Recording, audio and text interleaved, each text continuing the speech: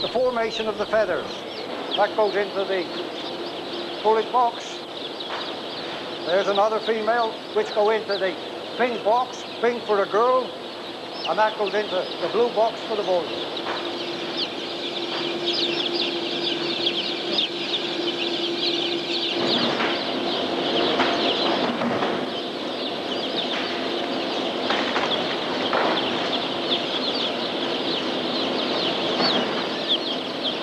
Like the girls on the belt, they will do roughly 3,300 an hour each. Well, they leave us and they go out onto the farms, and it's all according to the size of bird that they want. Anything from 7 weeks to 9 weeks, and then they're in the factory.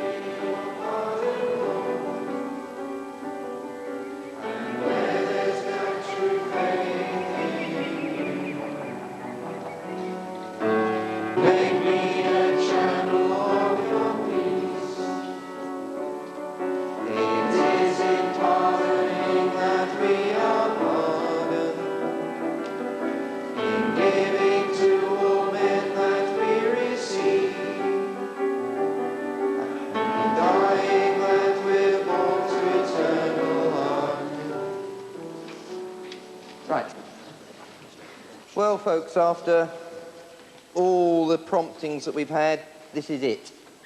It may be a sad day, maybe a joyful day, you may be very relieved. I don't know. But the facts of the matter are that after 10 years, since you were 5, 10 and a bit years, you're now leaving school. If you leave a better person than you started, then I feel that I have done a successful job. Character. Do you still give up at the first opportunity? Or could you now say, yes, I can follow that saying that a winner never quits, a quitter never wins. Finally, and I've left it deliberately to the end, I think the quality that you ought to take away with you is friendship. It's one of the most valuable things that you can take. Do keep in touch with each other and do develop these friendships that have started. Do lead your lives to the full.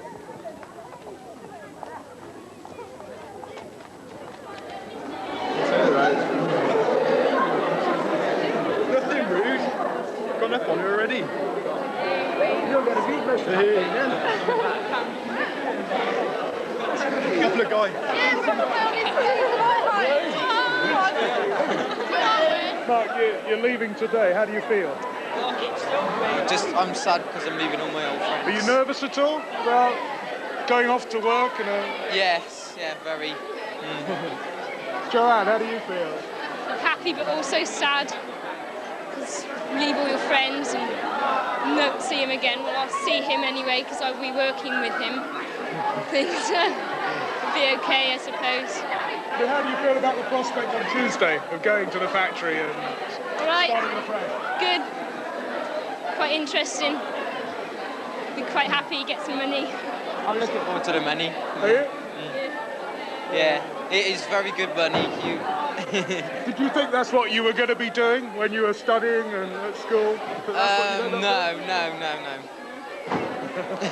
You had more ambitions than that? Yeah, I think I will after, but for the time being, I think it's good money and that's what I think I want to do. What sort of reputation has it got in the town? Yeah, well, they've been signing my shirt Chico. Signing my shirt Chico because that's his nickname. Bloodthirsty and rough.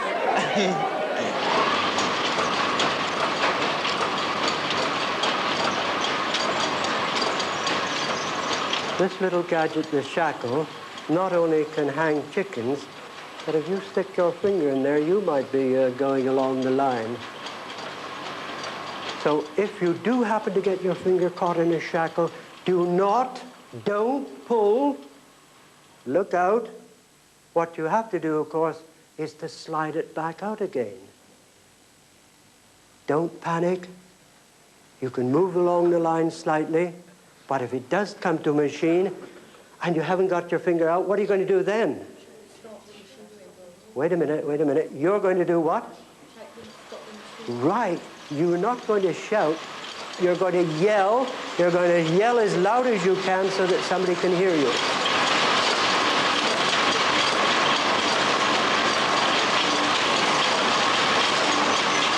The tricky bit, I think, of course, is when you have to get through all these chickens each day. 600,000 a week will be going through the plant. So if we were to have a machinery breakdown, or if we weren't to have enough people, so we're especially pleased that you come along to help us, and we'll hope that your attendance is going to be regular so that it won't create problems when we're trying to deal with this great quantity of chickens. You certainly look a responsible lot to me. You've given me your full attention. It's a good company. They do look after you. You do your part, and you have every chance of succeeding here.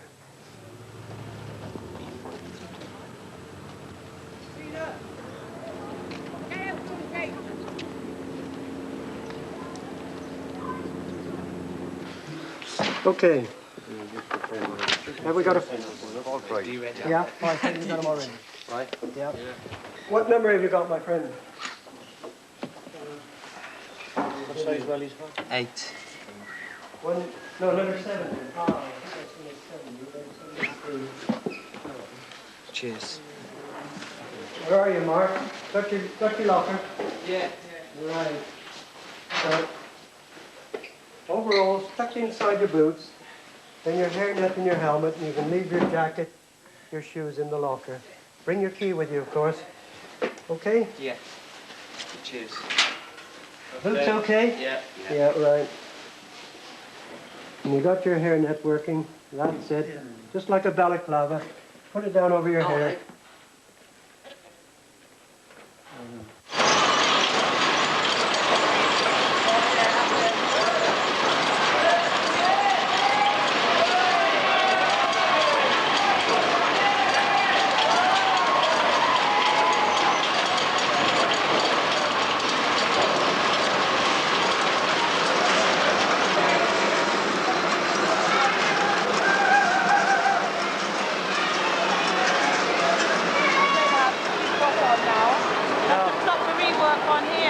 No, Kevin Bull had a red hat on.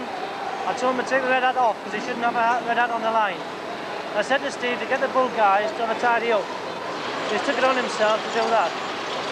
You do that and I'll get all the cherry foil hanging the line. Okay. How long have you been here now?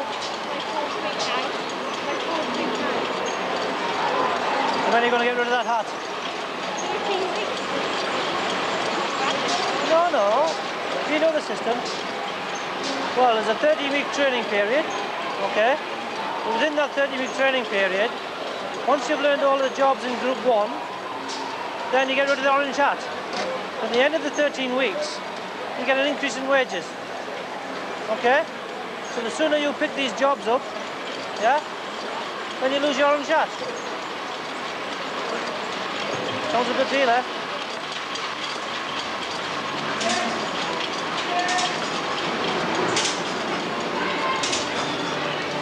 It's about people. The chickens can't do anything. They're dead. I mean, they come in and have very little influence on the destination. It's all about the people who get their hands on them.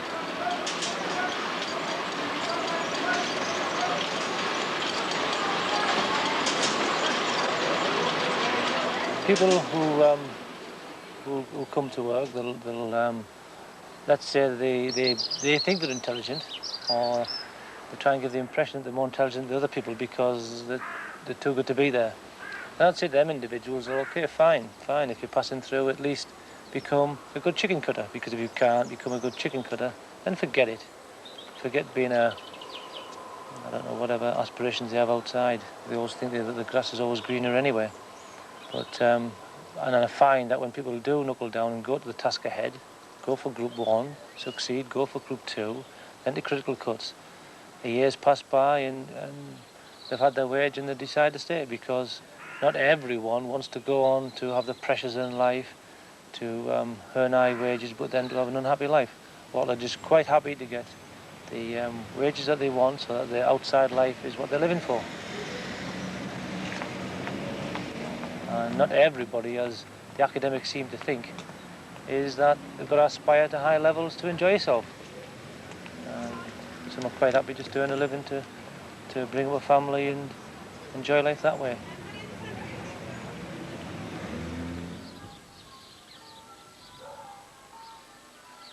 I wanted to be a dentist. I didn't want to work in a factory at all. But I mean, I just went from one thing to another, and that was it. Ended there. Why? Because you didn't cope very well at school? No, I couldn't get the exams I wanted. And when I was young, I just wanted the money more in school. So, I went to a factory where they pay better, so I could have the money. Yes. It was a better pay than where I was before, so I went there. You, Paul? Did you have any ideas about doing anything else? Only fitting. I always took part in City and Guilds. I went to Tech for a year and I couldn't take going to Tech on day release. So I decided to work in the factory, earn some money. I started there before Paul, and I told him about it, and he started the week after me. I think first thing I ever did, so I worked on the line, I did wing cut. And I really panicked, but they were there and it was all right after a few minutes. Oh, it was terrible though. I was shaking when I went in there because there's so many people in there. I think the people hit you, how many people are actually in there. It's unbelievable. It was really embarrassing, like everybody's staring at you and whistling. But after a while you just take no notice and tell them to get lost, isn't it? It's just all part of the day, really. And I don't know if it hit you, but the cold, it was so cold. It's what we moan about most, being so cold. Wear so many jumpers and everything, you still sit there feeling cold and you get really miserable because you can't get warm and comfortable. That's the worst.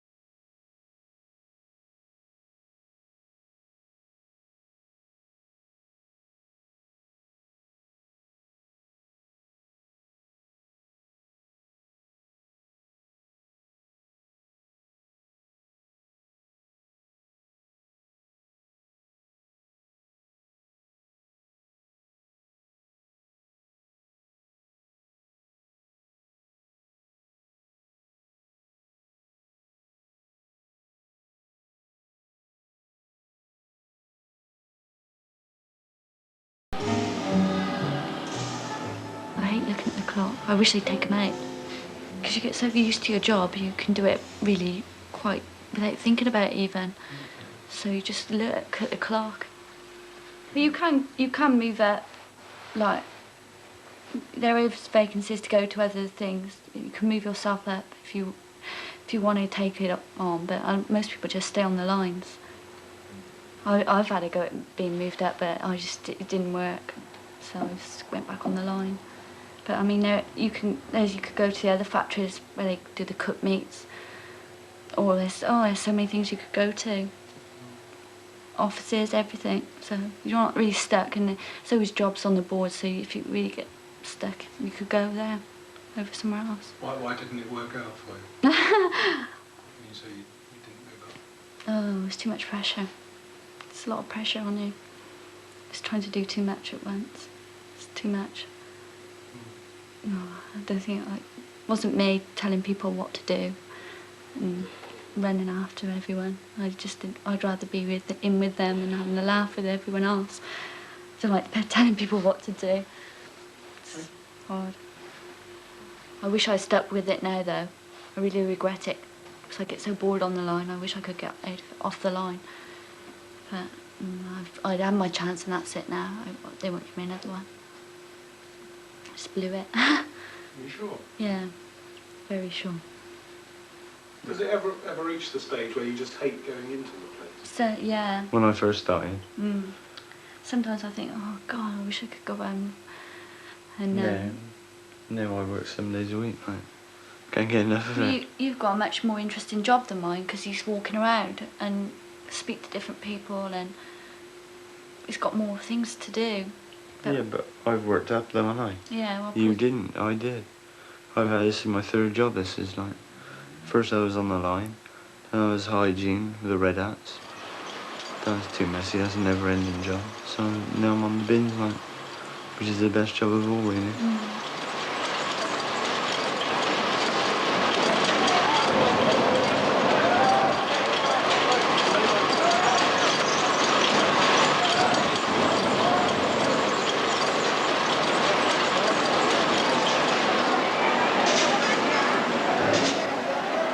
I think everyone tries to get off the line if they get a chance. Like, if they can get a job off the line, they will. It's the main ambition of everybody. Yeah, to get off the line.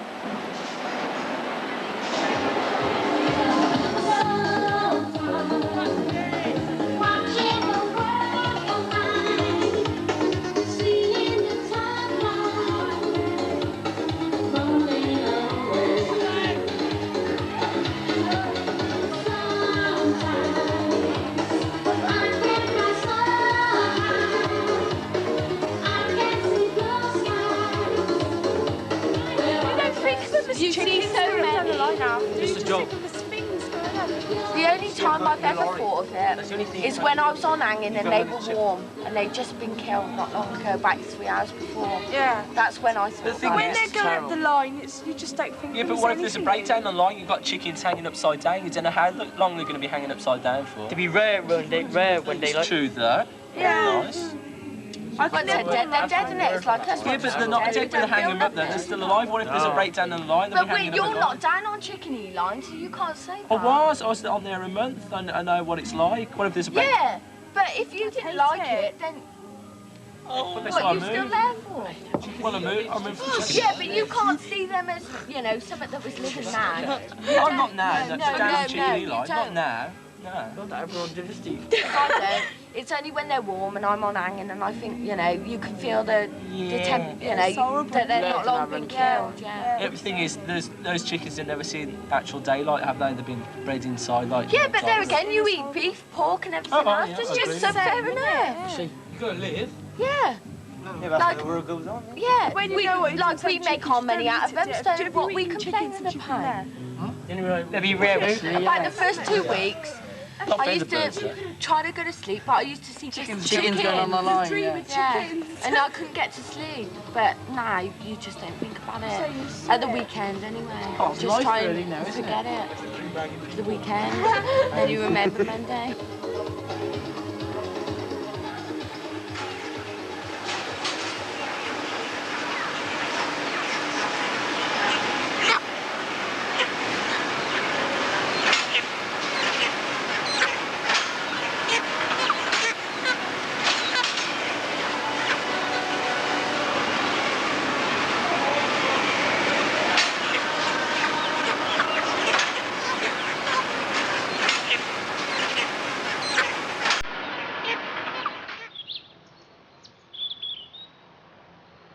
A couple of weeks after I started on chicken side, and dreaming away one night and sort of waking up one morning being in a chicken shed yourself with great big chickens coming in, getting you and taking you to the factory, and you'd say as you were a baby, like, it was real weird. I couldn't understand it.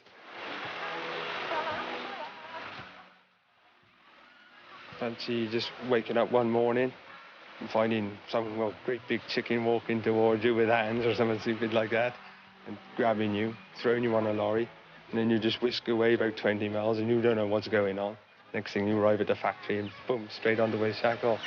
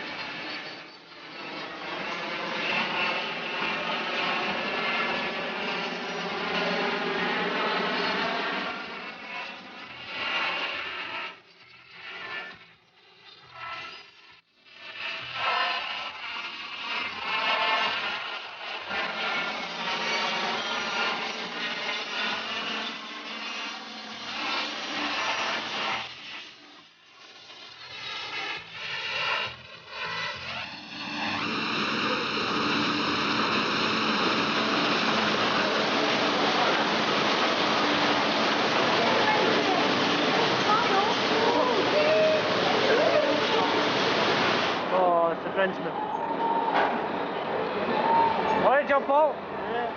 How's it going? Learning English? Right, how about learning our methods? Yeah. Must get that lump of meat out of there. Yeah. Okay? Never mind, yeah, just get it out, alright? That's it. Perhaps you should have a job, just stand behind him and save us a fortune, wouldn't it?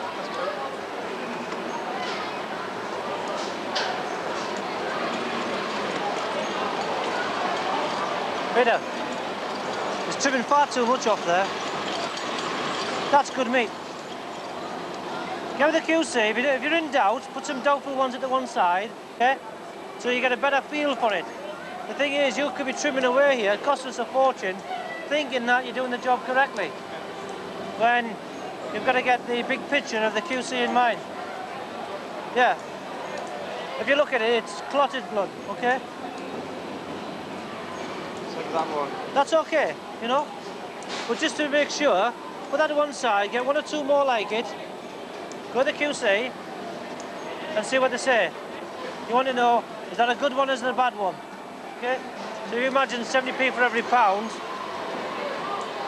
It's a lot of money. In fact, to find out how much it really is, collect all your trimmings, wait at the end of the day. Can you do that for me? Yeah. Put it in the ledger, so each day, record, well, keep David on for the week. You want to stay on this job for a week? Stay on for a week, okay. Well, for the rest of this week, and record how much trims you get and how much anatomicals. Then we'll find the percentage of rejects you're causing. They've taken it off, slipped it off, they've looked at it and then they slipped it again, grading it where they shouldn't be. Well, who does that? I've seen a few people doing it and I have told them that the sole function is not... Right, I've just seen him there. He could have bit of blood off. His job, right, is to stick on anatomical as high as he can. Now, he's got all on to do that. Look at that. So why is he doing that? Have a chat with him, okay? The method is, you pull it with your thumb, like that. Now you snip it. Right top of the anatomical. Now he's got a bit of blood. Now he's doing the trimming. Now, with the conine's going a certain speed, he's lost time now. He's got to catch up. Steve, can you just do me a favour? I know it's not your job, but can you get a truck and get them carcasses out of there and change the bin over? Girl's having a problem. Okay.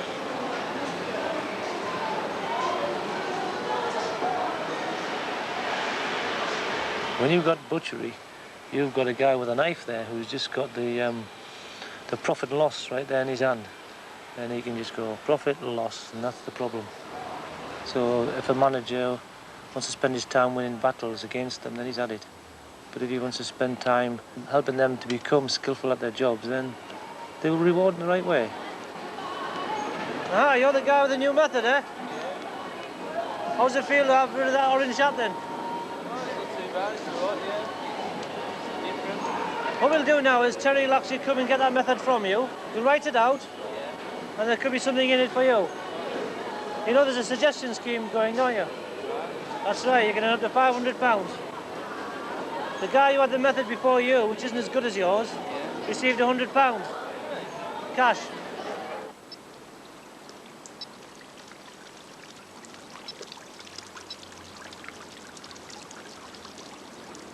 Pretty basic. They've got to want to do it. Because if they don't want to do it, they'll just do a minimum to get them by, so that they don't get the sack or they don't get a warning.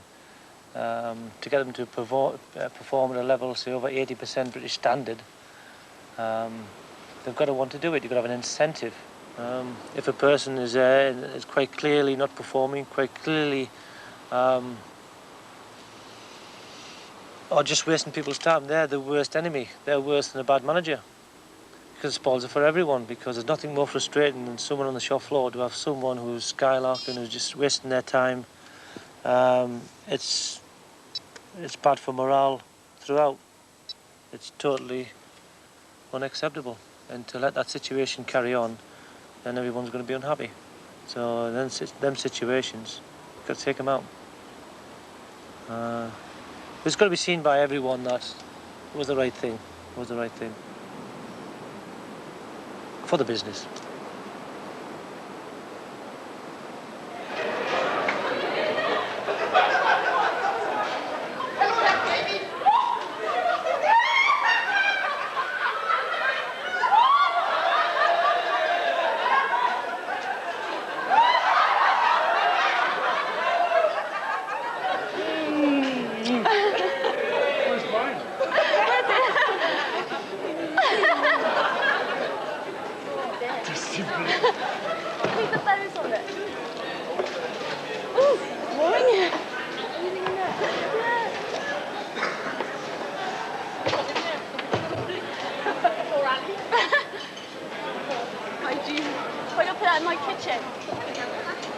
Put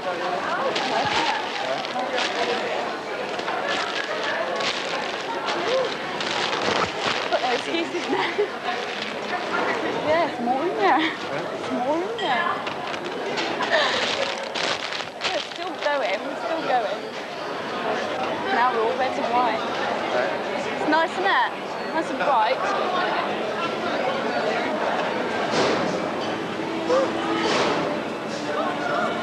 Happy day, won't you? Yeah, we hope the sun will shine on you. It should do a little later on. And you're getting married at 3 o'clock. Yeah. Now, do you want to say anything to Paul? Because he's probably listening. Yeah. I love it. Oh, and you'll see him later. Yeah. All right, and don't be late for him, okay? Thank you. Bye. Bye, Alison. Bye. Cheers. A nice lady. It's Alison Moyer now. This is Ordinary Girl. You get people who've never had any real money, you give them a job, they can afford the things that they want to afford. So there's a lot going on in there. A lot of people get married. I mean, Paul Probert, you know, his girlfriend's in the next line. We change people's lives. My 80s tips, I got wedding presents everywhere. I reckon the worst thing would be when I get up in the morning and my mum comes out, she'll panic me straight away. I mean, last night we went into the front room to give the best man the ring. I couldn't find them. I said, oh my God, I said, they've gone. And on them coming in, she started panicking. They were in a little bag, I didn't realise they were in a bag. Panicking like anything. Oh, yeah. And they went to try their suits on. Yeah. Can't imagine him in it. Not at all. Yeah. At the end of the line, they've got... She walks and she talks and she calls me daddy. Oh, ever since I found her out, I've been so happy. The one who's in my mind, the one who's her lips. Oh, every time she looks at me, my heart does flip. Oh, you're a doll, a living doll. I love her, baby, and that ain't all. She's as pretty as a picture on the wall. She's my ever-loving reason for living doll. Living doll.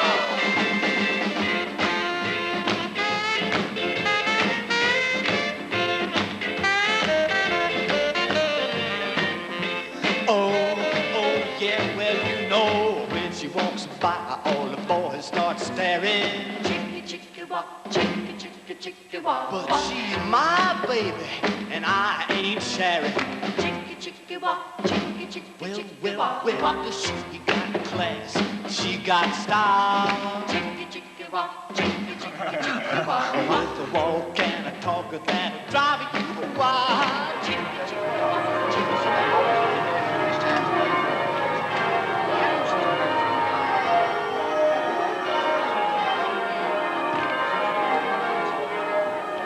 I therefore proclaim that they are husband and wife.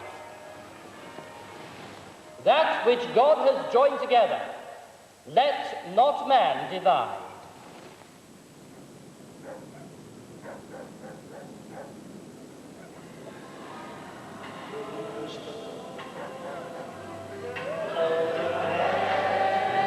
Come on, we want to hear you sing.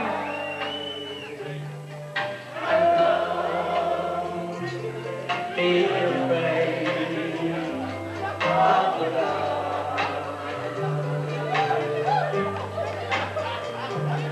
At the end of the storm, there's a golden sky and the sweet smell. All right. Are you ready? We want to hear you. Of love. All together now. Louder.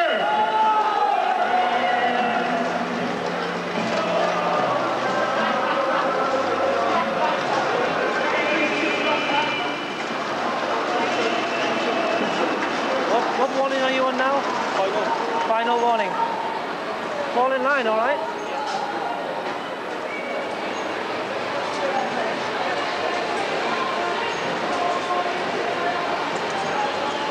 Ollie, as soon as you get relieved, who are you relieving now? Taffy, he'll be back in a minute. Right, as soon as he comes back, can you go and get a safety pin from the surgery? Go right at the end. It's got a trouser loose or something. Okay. Who? Next to Denise Price. Couldn't afford to live on Paul's wage at all. Couldn't even keep the house, never alone live. I mean, the girl who works for me, she's the only one who works and she's got it really hard. I don't know, really know how they manage, especially if you've got children. You just couldn't afford a house, not really. I mean, for a man it's not very good wages, but for me it's okay. So, but long as both of us work, we're all right. We still have to do so much overtime really to keep us going there. Does that not annoy you at times that you haven't got that? Yeah. Enough financial security that you could... Yeah, I suppose. It does get to you sometimes. I suppose it's more for Paul because he's supposed to be the one who brings it all in, but I mean,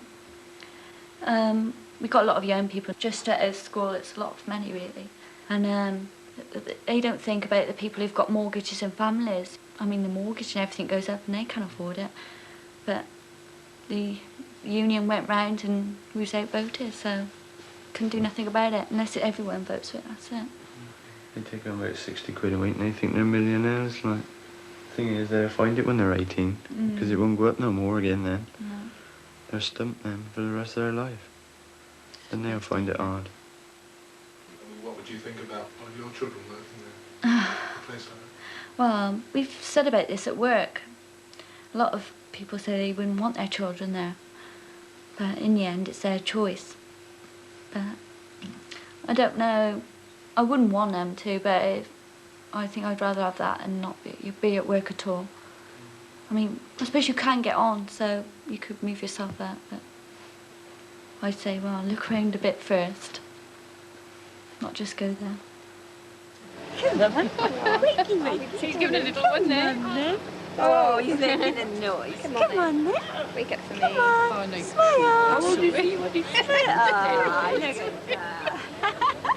going to go to the hospital. And hurry up back. We need you back here, right? Oh, don't wish me back. Yes. Can't do without you, see? I think I might be. Yeah. See these blue eyes? Ryan. What's his name? Ryan. Ryan. Come on, Ryan. Come on in. Going to live up to the reputation of the Ryans. Come on. Wait.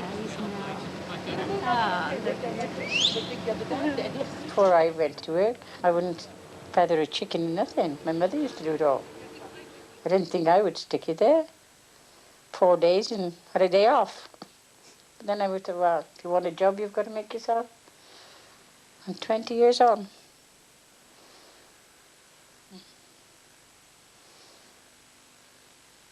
I've enjoyed my 20 years, let's be honest. I mean, like Jeannie, I worked with her 15 years. Like you sort of worked with our supervisor. She worked on the line with us in the beginning, so. And then there's a few more on Chickeny line. He's been there 10 years. You just all worked together, like, for the years, so you. I should be sorry to leave the girls of work. I don't want to retire if I can help it. Like as I say, like I live on my own, and at work you've got plenty of company, haven't you? Like you, I mean, once you've done your work at home, that's it, isn't it? No, I don't like the right thoughts of retiring, but there, I suppose if I got to, I'll have to, won't I? Is it tall car? I don't know, WI or something like that. You get a wedding up here, 1 o'clock today. Yeah. So.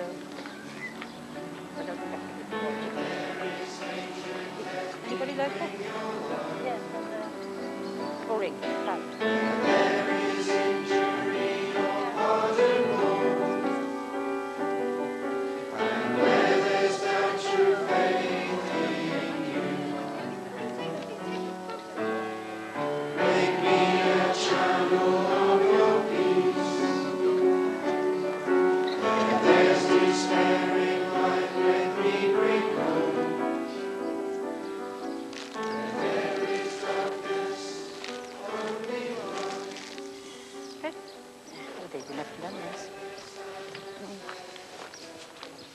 I took the lady over there this morning. She said it was.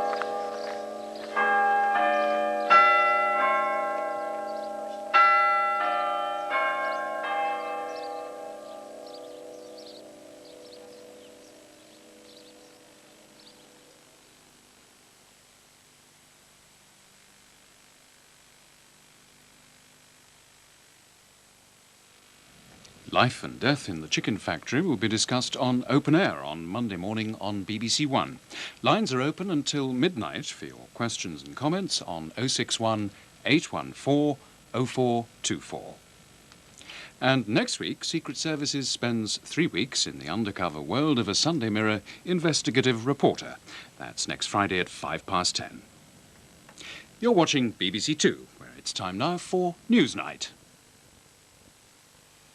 With the hijack about to become the longest on record, the International Air Transport Security Chief is asking the world to set up a commando group to storm hijacked aircraft.